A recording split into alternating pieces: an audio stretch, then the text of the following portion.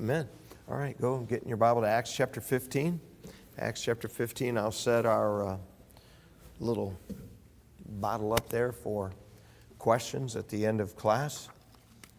I'm not really going to do any questions today because all the questions that you had turned in about forgiveness we basically answered in the lessons. And the subject we're going to start today, you guys have turned in a lot of questions about, but those will come soon enough. I'm glad you're here, and I'm glad I can joke around with my wife about how happy she is and her planning my death and all those kinds of things. There's a lot of people you can't joke around about that because it's too true. And I'm thankful for her and a basically peaceful home. And as always, just leave one foundational thought with you before we start our lesson. And for this week is just this: there's always hope as long as God is involved. I have run into people who have said to me, I never really loved my spouse. We got married, but I never really loved them. I didn't realize it at the time. I've had other people say to me, I just don't love them anymore. And I just am here to say, if God is involved, you can begin to love, you can love again.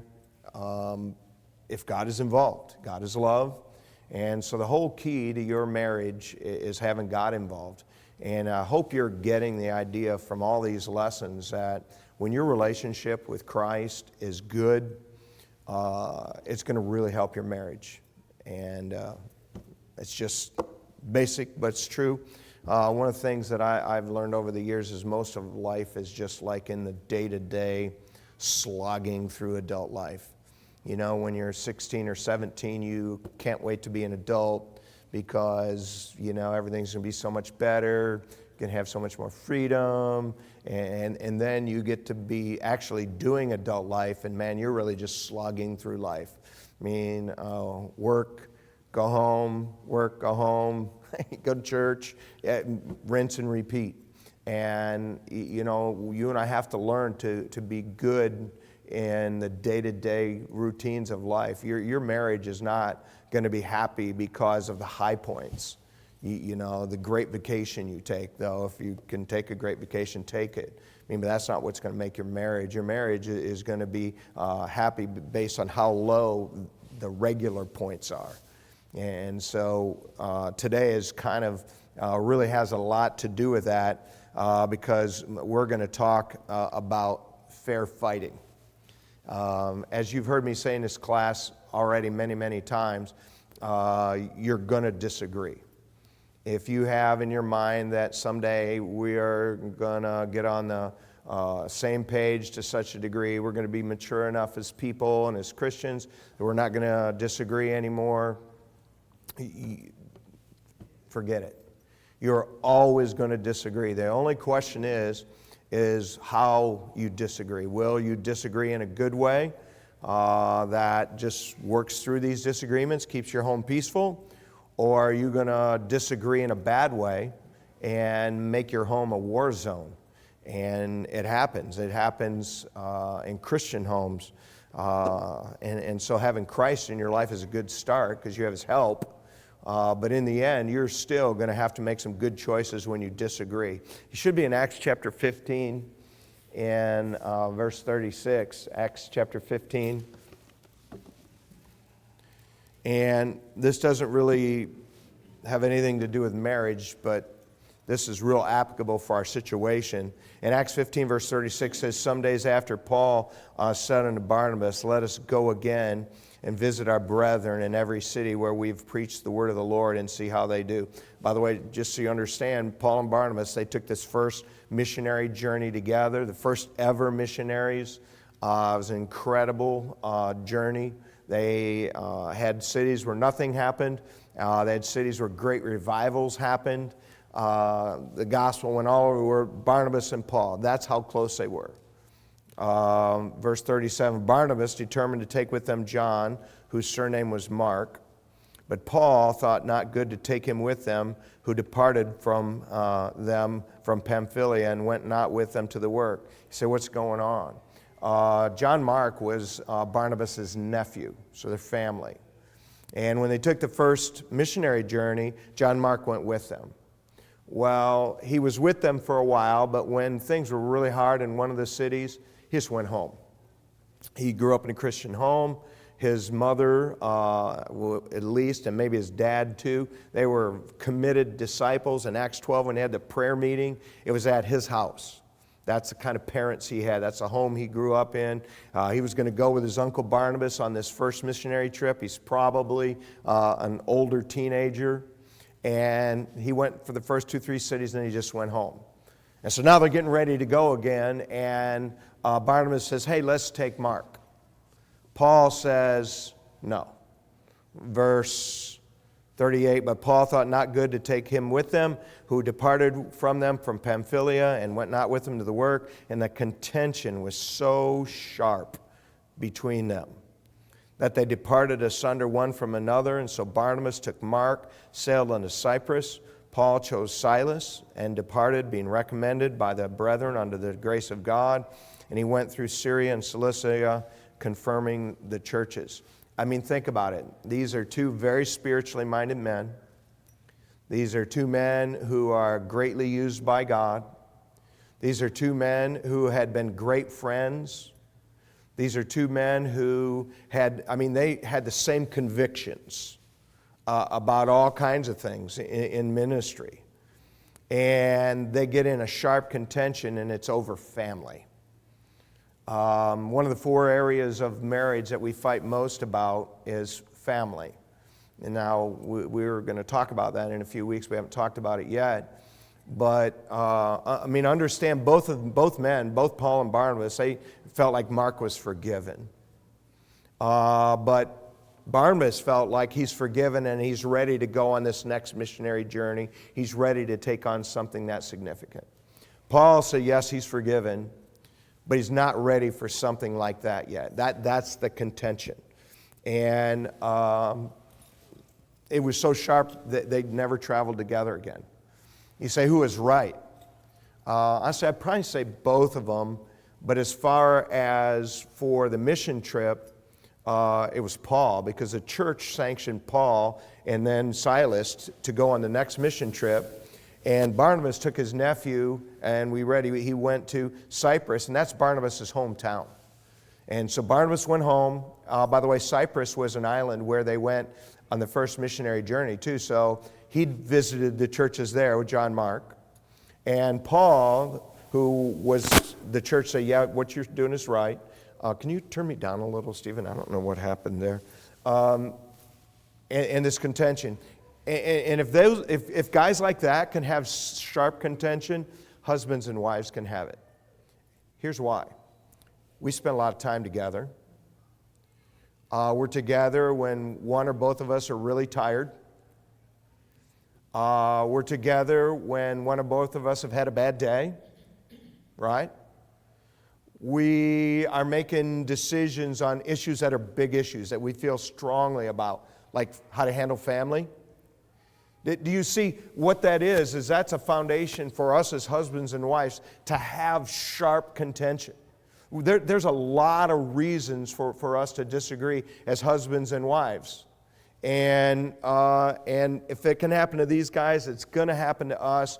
And disagreeing is healthy, it's normal, but how we disagree makes all the difference in the world. Now, God did not make you and I as husbands and wives to think the same way about everything. God established an order in the home for disagreements and decision making.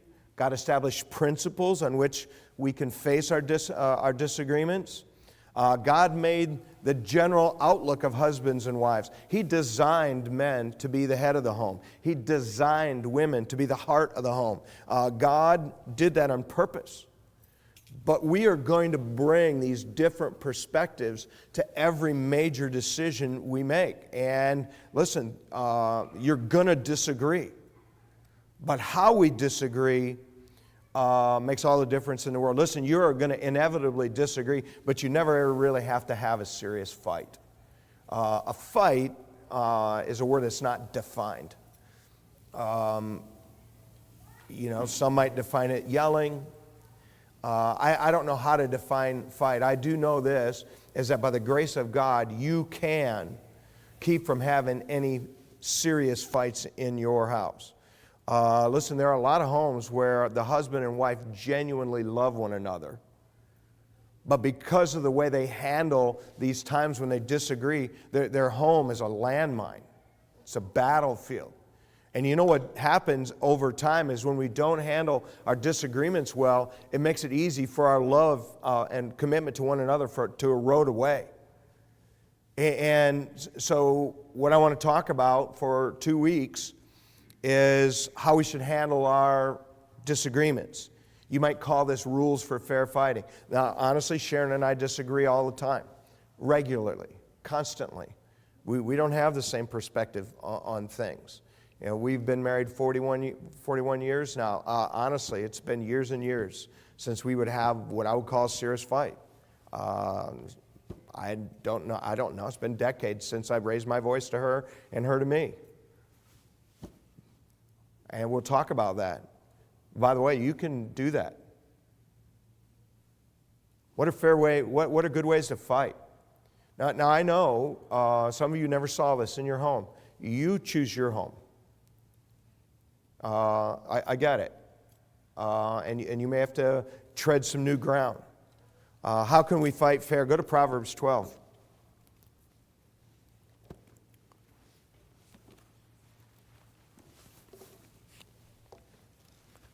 Sharon and I disagree sharply on a regular basis.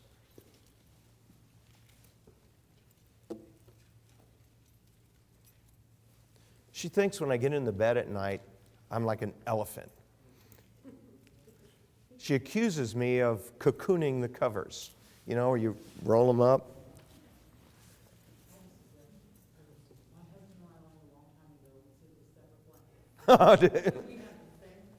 Yeah. Listen, there are 100 reasons as husbands and wives to disagree. 100. How can we keep our home from being a battlefield? Here's number one. Be careful how you talk to your spouse when you disagree. And listen, everybody here say, I know that. But it is one of the things we are most careless about. And I just want to remind you how much power and weight God puts on our words. Proverbs chapter 12, verse 25 says, heaviness in the heart of man maketh it stoop, but a good word maketh it glad. Man, look at the power of a good word to change a heavy heart. Up a couple pages to Proverbs 15 in verse 23. A man hath joy by the answer of his mouth, and a word spoken in due season, how good is it? Notice the joy that's potential from words. Notice speaking a word in due season, saying the right thing at the right time, is how good that is. Look at chapter 16 and verse 24. Pleasant words are as an honeycomb, sweet to the soul, health to the bones. Pleasant words. Do you ever purposely speak some? You know, most of us, my natural disposition is not just to la la la la la la. Some of y'all is, but mine's not. And you're going to have to purposely do that, to speak pleasant words. They are a health to the bones. They're like a honeycomb. Look at chapter 18 in verse 8. I'm just being tedious about this because, we say we believe this, but we don't do it. Proverbs 18, verse 8. Notice what it says. The words of a talebearer are as wounds.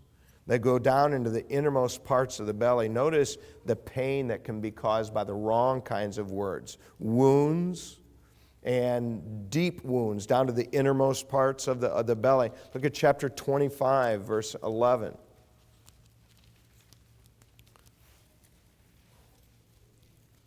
Word fitly spoken is like apples of gold and pitchers of silver.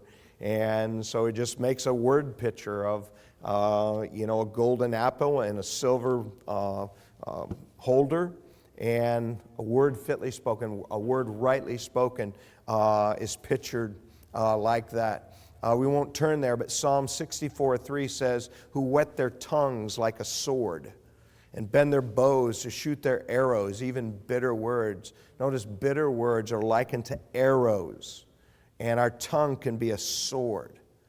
The Bible has a lot to say about words. Everybody here, if I gave you a piece of paper, said yes or no, is what you say to your spouse important? Everybody would say yes. But unfortunately, when we disagree, sometimes the very first thing that we toss out is being careful with our words. I'm sure that in this room there are some insecure and hurting people because of things your spouse said to you when you disagreed. I'm sure of it. And the Bible has a lot to say about them. That old phrase, I don't know, sticks and stones may break my bones, but names can never hurt me. That is true physically, but, names do hurt. And words can be swords and arrows and wounds. They can cause division, strife, pain. They can be pleasant, honeycomb, sweet to the soul, apples of gold, and pitchers of silver. The most important person in your life to be careful how you talk to is your spouse. The person we're generally most careless about how we talk to them is our spouse. We're careful at work. We're careful with people in the church. And we're careless with our spouse. It's backwards. It's backwards. There are some unhappy spouses who have never been hit. They've never been pushed. They've never been cheated on. But they no longer love their spouse because of series of careless words. Listen, it only takes one person in your home who decides to control their tongue to make things 90% better. Do you realize it takes two people to fight? Did you hear me? If any one of you decides, I'm not going to fight about this, there's no fight. Any one of you. It always takes two. Disagreements are inevitable, but there's no reason you ever have to have a serious fight. And so what I want to do is spend our time just talking about some helpful ideas and thoughts when it comes to handling our words. Go to Proverbs 15. Proverbs, of course, is the book of God's wisdom. I hope that you read some of these regularly.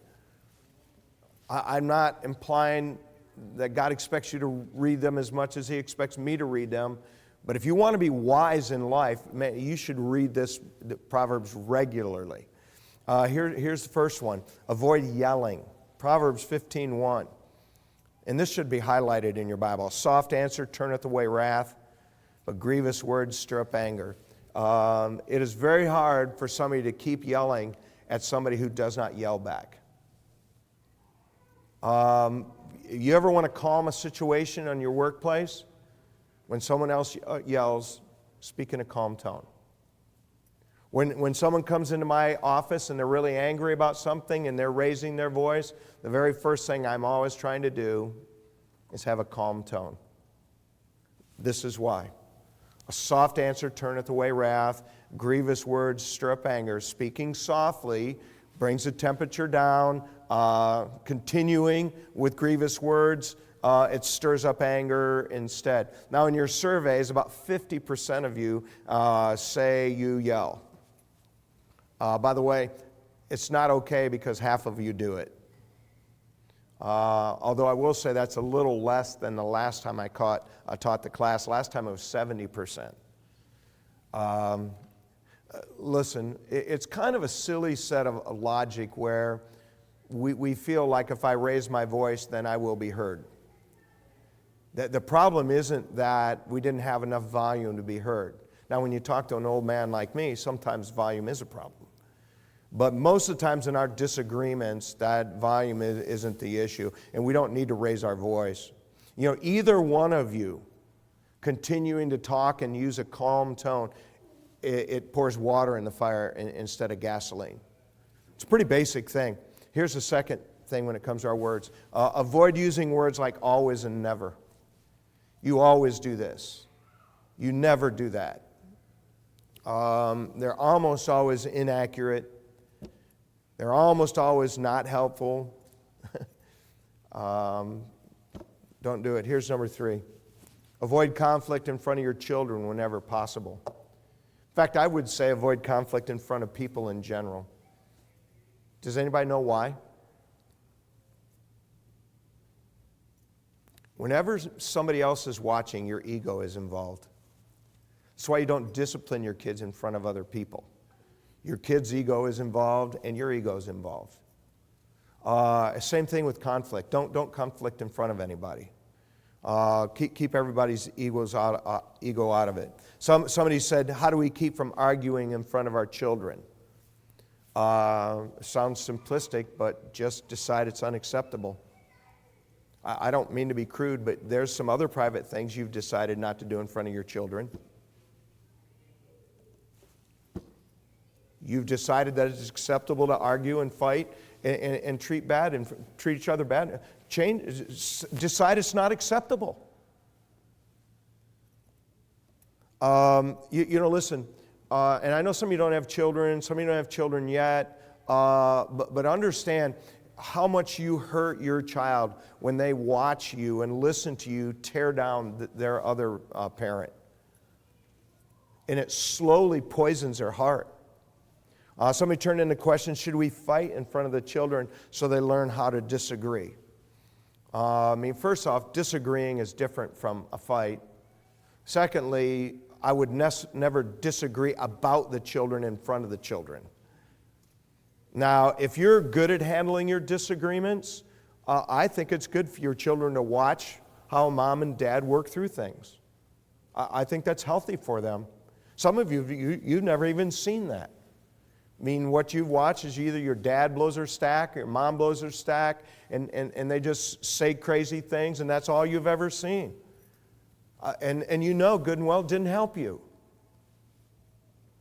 I would never disagree about the children in front of the children. But if you disagree, well, then you can disagree about stuff in front of them so they learn how to disagree. Listen, you are teaching your children, you're defining for them what it means to be Christian when they watch your life.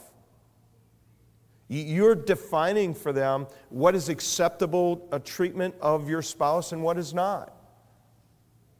Now again, you might be giving them a bad definition and you need to change that, but this is what you're doing when your children watch your life.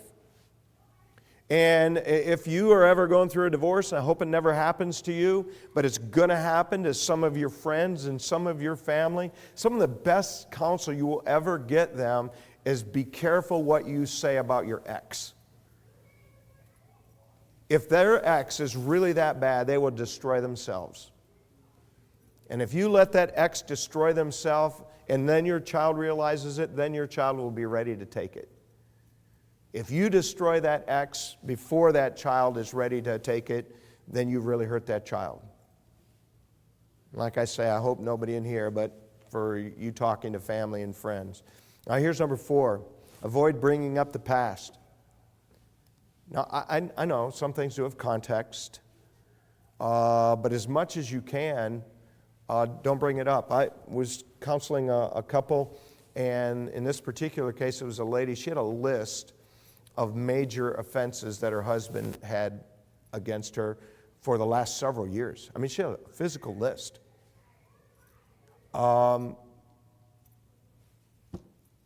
That's not forgiveness. We spent on purpose time talking about forgiveness because you're going to have to forgive one another. And, forgiveness doesn't keep a list. I get it. Some things do have context. But this whole idea of bringing up the past, I mean, for the most part, is not helpful when you have a disagreement. Here's number 5. Go to Proverbs chapter 10. We're just talking about practical ways.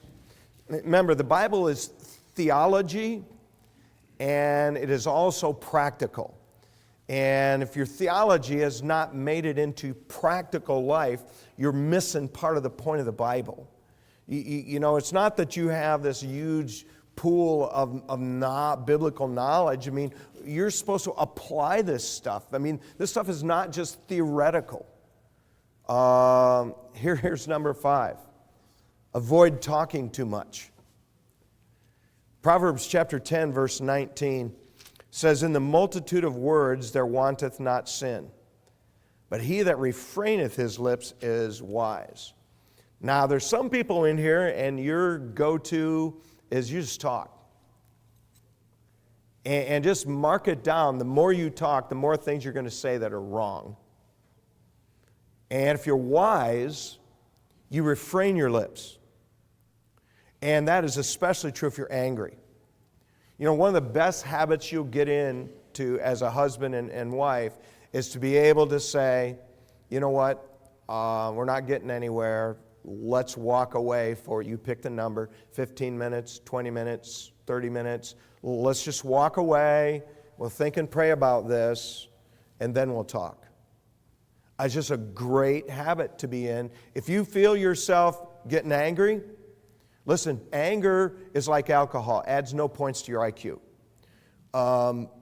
You feel yourself getting angry, you feel yourself getting ready to maybe say something you shouldn't say, just say, you know what, I need to walk away. Just decide. And pick a time. Don't just walk away and stay away for 3 days. You know, communicate. Let's walk away. We'll talk again about this in 15 minutes, 20 minutes, 30 minutes, whatever number you pick. And let the person walk away. I was counseling with a couple, and you know, the ladies said, no, it was him. He said, I was in your marriage class, and he said, when we fight, he said, I try to walk away, and she follows me through the whole house. Okay, don't do that. Don't do that. Sometimes it's just good to step back and say, Lord, should I really be this angry? Lord, is this important? Lord, does this need to be solved now? Lord, what do you want me to think about this situation? Lord, what do you want me to say about this situation? See, we take this stuff of having Jesus in our life as just being, oh, great, I'm going to heaven. And that is great. You are going to heaven. But you know what? There's a day-to-day advantage of having Jesus in your life. By the way, I've done that lots of times. Lots of times. Here's number 6. Don't use profanity. Proverbs 8, verse 8 says, all the words of my mouth are in righteousness. There is nothing froward or perverse in them. Notice all the words are righteous, they're right, and there's nothing froward, that means disobedient, rebellious, or perverse in them. Don't use profanity. About 20% of you in your survey said you do that. By the way, that doesn't make it okay. You know what I always wonder, and I don't know, half of you turned in surveys. I always wonder if the other half, they did not turn them in because they said, this is a bad survey. Or if they didn't turn them in and say, that's all it had, we got that all together. I always wonder, is the other half like the half that turned them in? I don't know the answer to that, but I do know that you're not supposed to use profanity. The third of the 10 most basic commandments is don't take the name of the Lord thy God in vain. And that is a level of profanity that's up here. But there's other things that are profane that are not at the level of blasphemy, that are perverse and they're unrighteous. I am amazed in our culture at the casualness of people dropping the F-bomb. Like when I was growing up, that word was way up here. And now, like, I'm in conversations, and I don't walk around with preacher tag on my forehead. You're just talking to somebody, and they're just an F-bomb in every sentence. You're like, man, sir, you have a vocabulary. And I don't generally say anything to them about it, but I'm just amazed. If you're not careful, what you're going to teach the people around you is that Christianity is you don't use profanity until you're angry. And that's the wrong lesson. You shouldn't ever use profanity. Nothing perverse, nothing that's unrighteous. Paul said, let your speech be always with grace, seasoned with salt. Jesus said, and every idle word that men shall speak, they shall give an account thereof in the day of judgment. Here's number 7. Don't say things you don't mean. About 16% of you from the surveys, you've threatened to leave or get a divorce. And I know some of you don't have children and some don't have them yet. One of the worst things you'll ever do for your child's security is have them listen to you as the parents threaten to leave or get a divorce. You want to talk about just pulling the rug out? They ought to feel like, man, no matter what, my mom and dad are together. And you take that from them with your careless words. I hate you. I don't know why I ever married you. You're stupid. I want a divorce. Those things should never be spoken. Now listen, I don't care if you say, I hate it when you do, and then you fill this in, or that's stupid when you do this. It's just like disciplining your children. You be careful. Your words matter. And this kind of careless talk, listen, it brings instability into your relationship. Here's number 8. Don't say everything that comes to your mind. I only have one mind, but I can just tell you there's a lot of things that go through my mind that did not come from the Spirit of God. They come from my fallen nature or the devil, more likely my fallen nature. And if you're of the mindset, well, I thought it, therefore I'm going to say it, that's a really bad mindset. I've had people brag to me, oh, we talk about everything. I just say whatever's on my mind. I'm thinking, you're either lying or stupid. Or let me phrase that. You're either lying or that's a stupid thing to do. Listen, the sooner you realize in your life that some of the stuff that goes through your mind is better unsaid, the better. Here's number 9. Don't say something just because you feel that way. 8 was don't say it because you think that way. 9 is don't say it because you feel that way. Listen, your feelings and mine, they're very fickle. And the best foundation for your marriage is not your feelings, it's your commitment. If you haven't been married very long, you haven't yet realized that, your feelings are always going to be like this. There's going to be times when deep down you love your spouse, but at that moment you don't feel it at all. It's your commitment in those times when your feelings are weak that keeps you together. Here's number 10. Don't say something in a disagreement just to hurt your spouse and win the argument.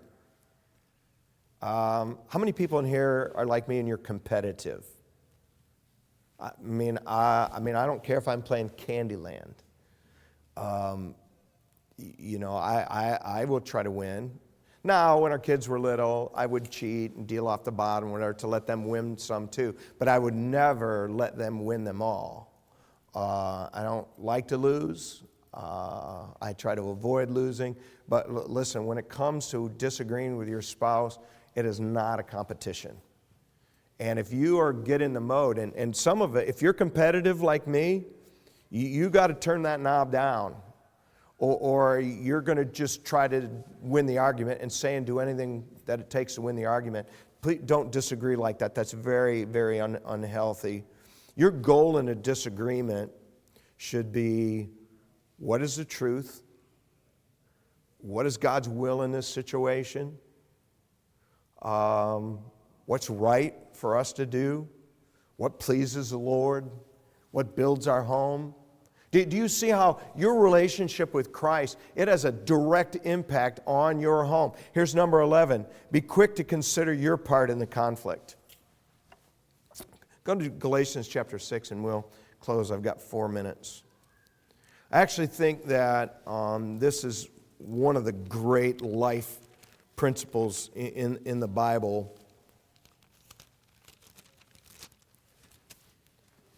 When I say be quick to consider your part in the situation, you know, what we tend to do by nature is if I'm 25% wrong and they're 75% wrong, then it's natural to feel like, well, they're way more wrong than me. They should make this right. Whereas I don't think that's the way the Lord looks at it. I think the way the Lord looks at it is He wants us to take responsibility for our part. Even if it's 10%. You can say, I did this and this and this and it was wrong. And then you can hope that they take responsibility for their part, but it doesn't mean they will. But I will say this, if you take responsibility for your part, it's more likely that they will take responsibility for their part. Now some of you, and don't lift your hand, are married to somebody who you would say never apologizes. There's probably some of you, and again, don't lift your hand and say, you know what, I don't apologize. And I'm just going to say that is one of the worst qualities you can have as a human being and as a married person in particular. Be quick to consider your part, and be quick, number 12, and lastly, to apologize for your part. To me, this is one of the great life principles. Galatians 6:1 says, Brethren, if a man be overtaken in a fault, ye which are spiritual, restore such an one in the spirit of meekness, considering thyself, lest thou also be tempted. In Galatians 6:1, who does God put the responsibility on to fix things? The more spiritual person, doesn't he? Now, in an ideal world, that would always be the husband. We don't live in an ideal world. My wife is stuck not only with a husband, with a pastor. In an ideal world, it would be the husband pastor who would always be most mature at that moment. But you know what? That's not always true. Do I try to always make that true? Of course. Do I succeed? No. Whoever's really the most mature person at that moment in that situation, God puts it on you to make it right, to be the first one to take the lead to apologize, because God knows that the less spiritually minded person is not going to be the one who makes it right. And so what He does is He puts it on whoever is the strongest at that moment. You fix it. Ladies, sometimes that's going to be you. And if you don't step up and try to make some situation right, your husband at that moment, in that situation, he's not going to be mature enough to fix it, and you need to. You be the one to try to make it right. Apologize first, even if you always are the one who apologizes first, and even if your spouse never apologizes for their part. Apologies involve humility. And I hope that we'll walk humbly with our God. Amen? Write some question down. Throw it in there. Next week we'll talk about some other rules for fair fighting, how to disagree better. God bless you. You're dismissed.